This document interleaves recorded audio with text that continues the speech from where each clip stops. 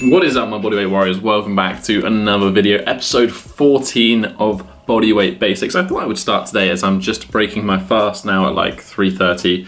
So I've been doing a 20-hour fast, and I've got literally my favorite thing as of lately is the weirdest but also the best variation of avocado on toast. Toast the bread, spread a decent amount of peanut butter on, smash some avocado, put a little bit of lime if you want, spread it on top, salt, balsamic vinegar, you're away. It's gonna be amazing. The other stuff on there is mackerel and olives, just for some protein and more fat, because apparently I need more fat. Full disclosure, I didn't actually come up with this recipe. It was served at the cafe that I used to be a barista at, and it's just the thing that I always love to eat. And I thought if you like these two ingredients, you'll probably like to eat as well. So if you do, try it out. I promise you, you won't regret it. In terms of where we're at in Bodyweight Basics, I'm actually on a bit of a deload kind of week at the moment because I kind of just felt very fatigued at the end of last week. I had to take a shorter session, and you just got to pay respect to your body. I've just finished a 6-week pretty intense cycle, and it's the first actual 6-week block of training that I've had since I had an injury back in April last year. So for 12 months, this is like the first intense block of training, and my body was just asking for a bit of a rest. So today is actually a rest day, which means I'm not doing any intense training at all on a rest day. And I've covered this, I think, actually in like the second or third episode of this series. I usually do mobility work, I usually do some form of movement, so whether that's going for a walk or doing something, and quite often there's some handstand work in there as well. One of the new additions to my mobility kind of protocol at the moment is, well, the title of this video, and that is the head to toe. Yeah, I'm not psyched about it either. For those of you who don't know what the head to toe is quite literally touching your head to your toe with a completely straight leg. So it's kind of the ultimate expression potentially of hamstring flexibility. It's something that I've done in the past, actually probably as of 2 years ago. However, I've never really completely stuck to it and actually committed to it because it's just not very pleasant. However, last time I made one of these videos where I called myself out to actually commit to a plan, I did end up getting it. That was the middle splits, by the way. So I thought I would do the same with this series as well and add it on. So there's the one-arm handstand, there's the planche, and then we'll just throw the head to toe in just for a bit of fun. So if anyone wants to join me on this head to toe journey, feel free, come and join. Let me know if you're going to join in the comments down below. What I will also do is in the description I'll put a link to Emmett's video tutorial on it, which is essentially the progression for it, so then you know what you have to do if you do want to join. But I warn you, it's really not fun. So I guess the question is, if it sucks so much, then why do you want to actually achieve it? And the answer is, it basically gives you unlimited hamstring range of motion for kind of forever. And it's true, I've done head to toe twice. The first time I got down to fist and a thumb, and then I stopped for like 8 months, and I went back and I started again at fist to a thumb. I didn't lose any hamstring range of motion at all. And I managed to get down to about a fist, and then when I started about a week ago, I was still at that point of a fist. I hadn't changed at all, and I don't really do much work with my hamstrings because it just kind of works. I've rambled on about this one too much, but I think it's because I'm just trying to delay the fact that I'm now going to have to do. Just need to, you know, mentally prepare myself for what's about to happen.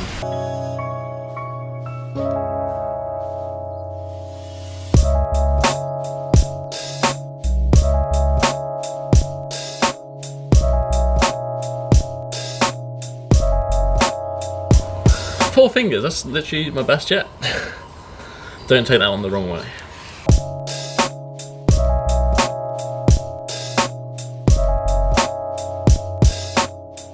By the way, for people who keep asking what shoes these are, they are fake Bayous. I'll just put a link to like an eBay.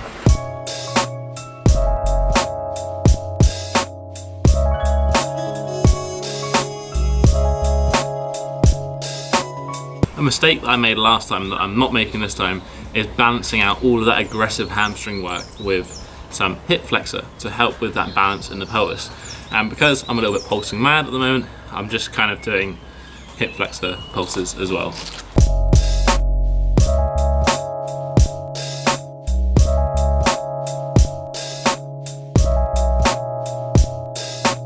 Oh, they do not feel fun. None of this is really fun. Embrace the suck, right? So part of the reason of this vlog is to share that with you, but also because I understand what motivates me, and for things that I don't particularly want to do but I know I should be doing, I know it will help that I have you guys keeping me accountable. Part of the reason I shared my middle splits, 100% of the reason why I'm sharing these, because I'm just not a fan. On to the rest of today's mobility practice. So if you haven't figured already, I live in England. I mean, what's happening currently might be an idea. Yeah, but if you didn't know, England's weather can be questionable at times, hence the rain. So we're going to continue this one inside. This guy loves it though, absolutely loves it, don't you?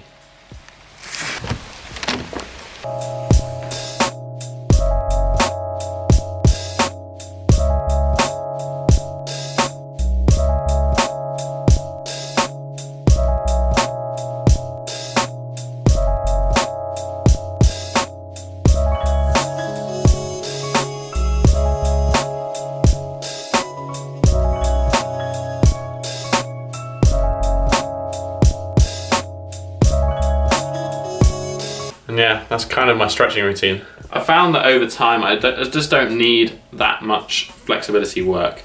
Generally speaking, 5 minutes a day of some form of like spinal flexibility stuff is plenty. That combined with training where I'm actually using the range of motion that I'm trying to achieve helps a ton. And then yeah, on rest days, I tend to throw in some mobility work here and there, but it's usually just about 10-15 minutes. That's kind of it. I sometimes do more static stretching in the evening, but it's not for any flexibility reasons, it's more just to relax before kind of going to sleep, basically. As it is a deload week this week, it means there's not really a whole lot going on in terms of training. It's just kind of keeping things ticking over, letting that CNS recover and bounce back, and then into a new phase of training next week. For those of you who don't know what a deload is, that is essentially it. It is a week or a session or a period of time that you take where you do a reduced amount of training load, basically. So whether that's you half the volume, you do less sets, or you reduce the intensity and you do easier exercises, or just take the entire time off. Most people will need this every 4 to 8 weeks, depending on who they are, what sort of training they do, etc. You can kind of play this by feel, or you can use something like heart rate variability, which I've done an entire video on, and I'll link that down below, and you can get some exact readings and kind of figure out when you need to take that week off so you can bounce back and become stronger. But that does mean it is it for this week, guys. I hope you enjoyed this video. Hit the thumbs up button if you did. You can also leave a comment down below. Let me know if you're going to join the head to toe journey. It's so much fun. And if you have any other comments, questions, whatever, I love to hear from you in the comments down below. You can also hit that subscribe button, as we are so close to 100,000 subscribers, which is just absolutely bonkers to me. But that is it for this week, guys. I will catch you in the next episode. Have a strong week, and peace.